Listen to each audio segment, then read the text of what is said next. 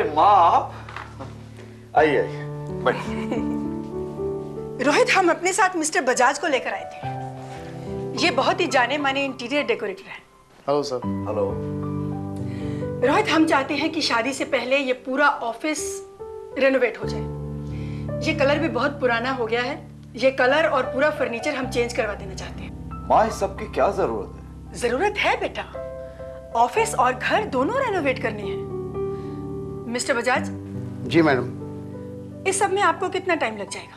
जी अगर day night काम किया जाए तो 10-15 दिन में सारा काम खत्म किया जा सकता है। तो ठीक है, आप जितनी जल्दी हो सकता है अपना काम शुरू कर दीजिए। जी मैडम। और कल हमसे आकर एडवांस ले जाना। जी ठीक है। नमस्ते। नमस्ते। माँ एक बार तो आप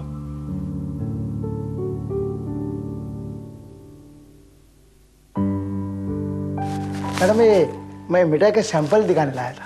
अच्छा। ये है आप जैसे बड़े लोगों के लिए, ये छोटे लोगों के लिए और ये सबसे छोटे लोगों के लिए। बस ये है जनता मिठाई का डब्बा। माँ ये मिठाई की क्या जरूरत है? क्यों बेटा?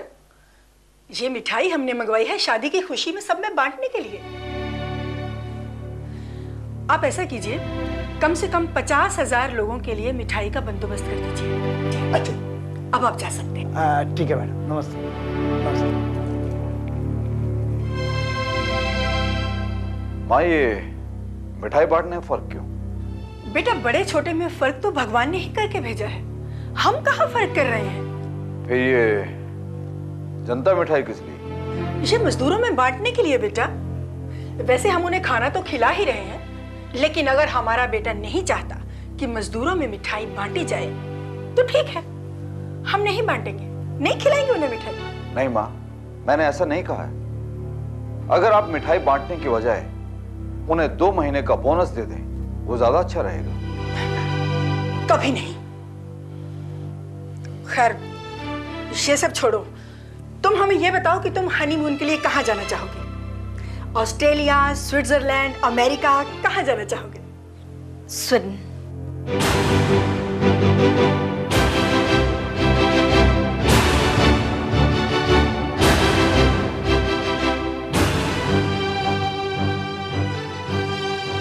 माँ जी, अगर हम स्वीडन जाएं तो कैसा रहेगा? स्वीडन? लेकिन स्वीडन तो मन जा रहा है ना कुंती। माँ जी, मन के स्वीडन जाने का तो मैं कब से सुन रही हूँ, वो अभी तक नहीं गया।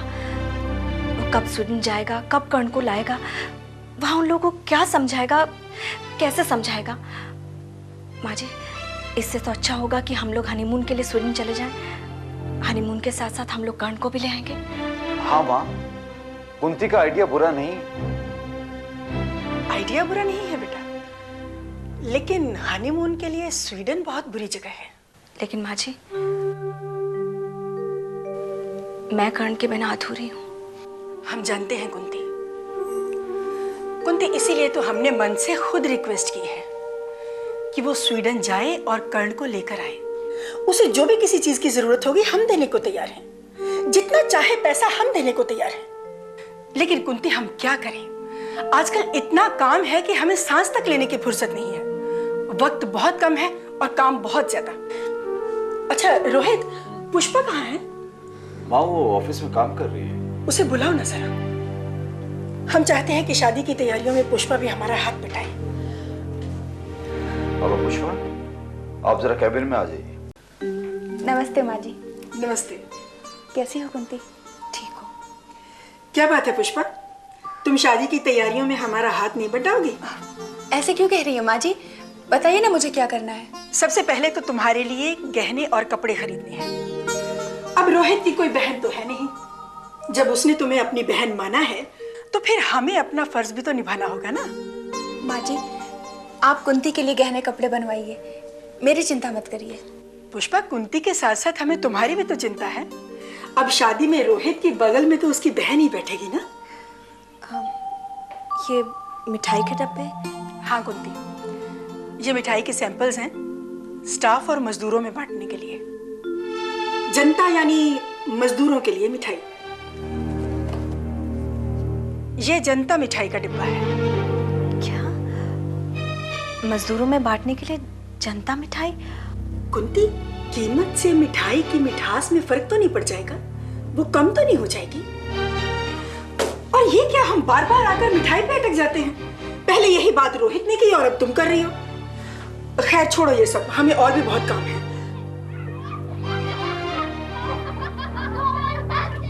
ये बाहर कैसी आवाज है? अब मैं बताना भूल गई। बाहर कुछ प्रेस के और चैनल के लोग आए हैं। माँ जी का और कुंती का इंटरव्यू लेना चाहते हैं। आओ कुंती। नहीं माँ जी, मैं कैमरे के सामने नहीं आना चाहती। मुझे उन लोगों से कुछ नहीं कहना है। तो फिर तुम लोग ऐसा करो, शॉपिंग करने के लिए चले जाओ।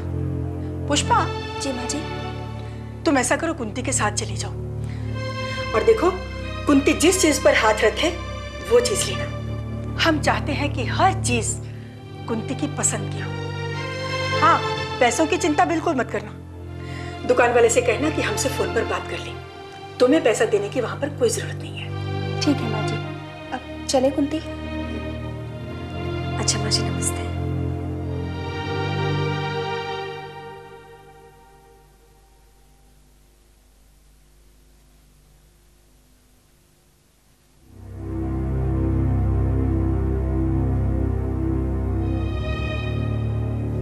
Hello madam. Hello everybody. Madam, हम आपका इंटरव्यू लेना चाहते हैं। कहिए, क्या सवाल करना चाहते हैं आप लोग हमसे? मैडम, इस शादी के पीछे आपकी क्या भावनाएं हैं? रोहित हमारा इकलौता बेटा है। अपने बेटे की शादी के पीछे माँ की जो भावना होती है, हमारी वही भावना है। लेकिन कहाँ आप इतने बड़े घराने की और कहाँ वो कुंती? क्या आपको ये बेमेल नहीं लगता? बिल्कुल नहीं। देखिए, हम जो भी काम करते हैं उसमें समाज सेवा हमारा पहला लक्ष्य रहता है। अपने बेटे की शादी कुंती के साथ करके हम समाज के सामने एक उदाहरण पेश करने चाहते हैं। आप महान हैं मैडम। रोहित जी, आपकी अपनी माँ के बारे में क्या राय है? मुझे अपनी माँ पे गर्व है। इनके बारे में कुछ कहना तो ऐसा होगा कि जैसे सूरज को दिया दिखाना। लेकिन आप लोगों को जानकर बड़ी खुशी होगी कि मेरी शादी की खुशी में हमारे सारे स्टाफ को और मजदूरों को 2 महीने का बोनस देने का फैसला किया है।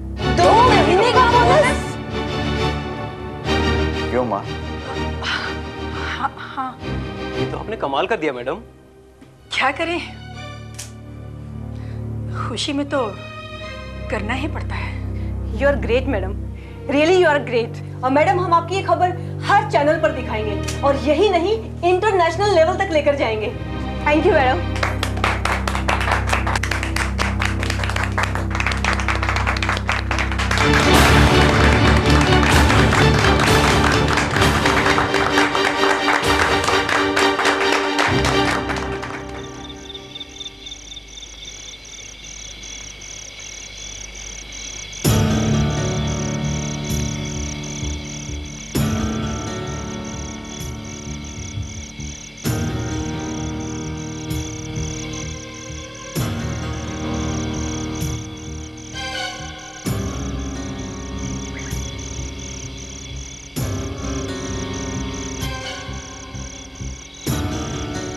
देख लीजिए माँ, आप खुद अपनी आंखों से देख लीजिए।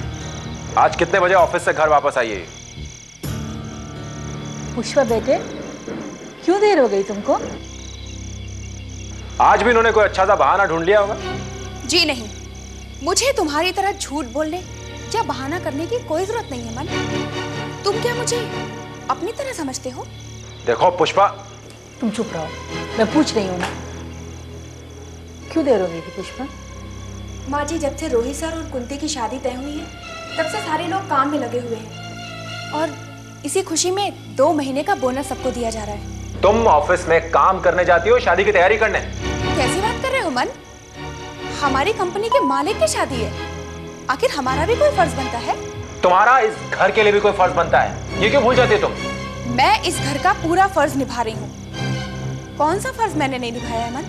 अच्छा पुष्पा, तो आजकल तुम लोग शादी की तैयारी कर रहे हो? हाँ हाँ माँ जी, और आज तो ऑफिस में माँ जी भी आई थी। माँ जी कौन? अच्छा, रोहित रस्तोगी जी की माँ। मैं तो भूल ही गया था कि रोहित रस्तोगी ने तुम्हें अपनी धर्म बहन बना रखा है भाई। इस बात को इतने व्यंग के साथ कहने की क्या जरूरत है? उन्होंने मुझे बहन माना है और वो लोग मुझे भी अपने घर का एक सदस्य मानते हैं। लेकिन इस बात से तुम्हें इतनी जलन क्यों हो रही है मन? मुझे क्यों जलन होगी भाई? तो कान खोलकर सुन लो मन। कुंती और सर की शादी में मुझे भी लगना पड़ेगा।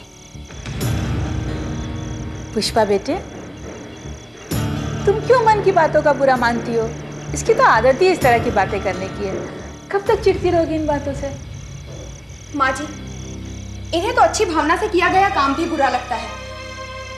आज शादी की तैयारी में पूरा स्टाफ लगा हुआ है, क्या ऐसे में मैं उनका साथ नहीं दूंगी? पुष्पा बेटा, तुम जरूर उनका साथ दो। माँ जी, आज कुंती आ गई थी, मैं उसी को लेकर के शॉपिंग करने चली गई, इसी में देर हो गई। कोई बात नहीं बेटे, ये तो बहुत अच्छी बात है। शादी ब्याह में मदद करना तो पुण्य का काम होता है, और फिर बेचारी कुंती की मदद करना तो बहुत ज़रूरी है। मैंने खाना बना लिया, तो तुम हाथ मुँह धो लो, मैं खाना बनाऊंगी। नहीं माँ जी, आप बैठो, खाना मैं निकालती।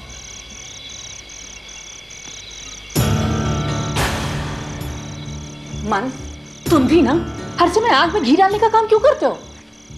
मैंने कुछ गलत कह दिया क्या माँ? हाँ, इस वक्त पुष्पा का शादी में लगे रहना बहुत जरूरी है। वहां की बातें बताने वाला हमारे पास और कोई नहीं है। तुम समझते क्यों नहीं हो? लंका में आग लगाने के लिए एक विभीषण का होना बहुत जरूरी है।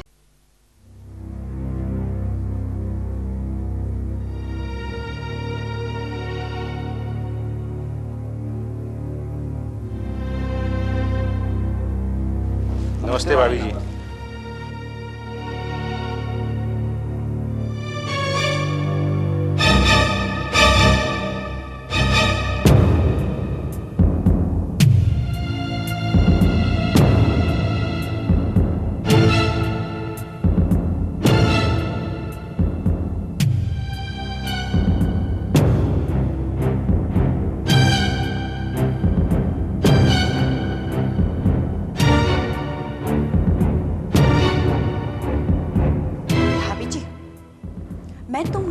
भाभी जी कब से हो गई? लगता आपने हम लोग को पहचाना नहीं। हम लोग हिम्मत जी के साथी हैं और रस्तोगी इंडस्ट्री में काम करते हैं। अच्छा अच्छा अच्छा, रस्तोगी इंडस्ट्री में काम करने वालों की मैं भाभी हो गई। ऐसे देवर लोगों, हिम्मत को मरे हुए काफी दिन हो गए। आज किस बात का मातम मनाने आए हैं आप लोग? हम मातम मनाने नहीं आए, हम अपनी खुशी बांटने आए। भाई साहब कहाँ हैं? भाई साहब से क्या काम है? जो भी कहना है मुझसे कहो। और सुनो, मैं तुम लोगों की भाभी वाभी नहीं हूं, समझे? हाँ? कौन है? तुम्हारे हिम्मत के साथी आए हैं। नमस्ते नमस्ते भाई साहब। अरे नमस्कार, कैसे हैं आप सब? बताइए क्या काम है? भाई साहब, हम आपको ये बताने आए हैं कि रस्तोगी साहब ने अपनी शादी में 2 महीने का बोनस देने का फैसला किया है। अरे वाह वाह वाह, ये तो बहुत ही खुशी की बात है। लेकिन इससे हमें क्या? हमें तो बोनस में से एक ढेला भी नहीं मिलने वाला ना। हम आपको ये बताने आए हैं, ये सब हिम्मत जी की वजह से संभव हुआ है। आज हमारी कंपनी में जो भी इज्जत है वो हिम्मत जी की वजह से है। तो बहुत खुशी की बात है कि मेरा भाई हिम्मत, जो अपने लिए नहीं जी पाया, अभी तक आप लोगों के बीच में जिंदा है। हिम्मत जी हमारे बीच में हमेशा अमर रहेंगे। हम आपके लिए हिम्मत जी की कमी तो पूरी नहीं कर सकते, लेकिन हम आपकी कोई भी मदद करने के लिए तैयार हैं। आप लोग खुश रहें, खुशहाल रहें, बस यही मेरी इच्छा है। हमारी कभी भी कोई जरूरत पड़े तो बताइएगा। जी जरूर। अच्छा, तो हम लोग चलते हैं। नमस्कार। जी नमस्कार।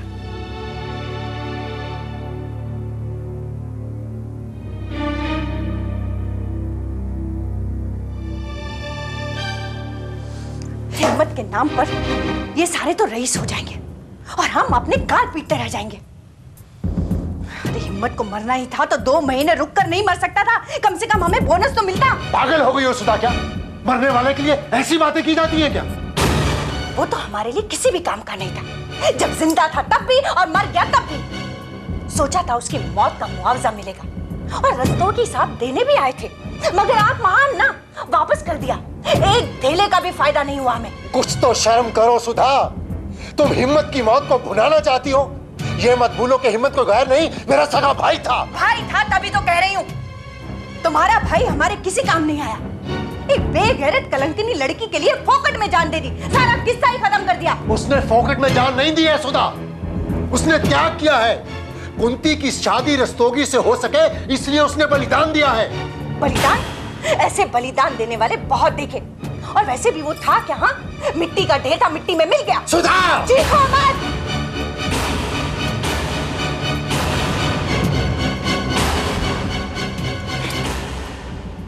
बलिदान देने वाले बलिदान की कीमत भी वसूलते हैं। जैसे वो पागल था वैसे तुम बेवकूफ। उसके नाम की आरती उतारते रहो। हिम्मत हिम्मत हिम्मत।